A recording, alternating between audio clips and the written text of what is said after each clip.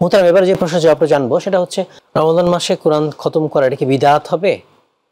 খতম বলতে যে ব্যক্তিগত তিলাওয়াতের মাধ্যমে খতম করা, এটা তো বেদাতের কোনো প্রশ্নই নেই।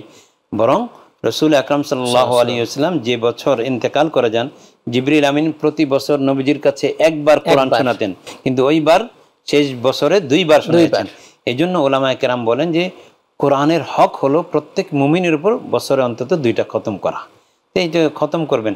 হ্যাঁ, খতমের যে প্রচলিত বিধান সেটা হলো যে আমার বাবা মারা গেছে, তো 10 জন হুজুর এনে হাফেজ এনে আমি পড়ালাম, এটা তো আসলে পয়সা দিয়ে এই পড়ানোর সিস্টেমটাই শরীয়ত সমর্থন করে না। এটা রমাজানে হোক আর রমাজানের বাইরে হোক একই বিধান হবে। রমাজানে আমরা বেশি বেশি করে বাবা মার খতম করব এবং এটার জন্য ইসালে সওয়াব করবো। আল্লাহ, এর সওয়াব তুমি মা বাবার কবরে, মা বাবার আমল নামা যুক্ত করে দাও। তারা যেই কষ্ট আমার জন্য করেছেন ত্যাগ তিতিক্ষা, সেটার মূল্য আমি দিতে পারছি না তাদের, সুতরাং তাদের জন্য আমার এই কোরআন খতমকে তাদের খতম হিসাবে তুমি গণ্য করে নাও। এইভাবে ইসালে সওয়াব করবেন। নিজে আমলের মাধ্যমে মা বাবার জন্য দোয়া করা আর আরেকজন ভাড়াটে ব্যক্তিকে এনে দোয়া করার মধ্যে অনেক পার্থক্য আছে।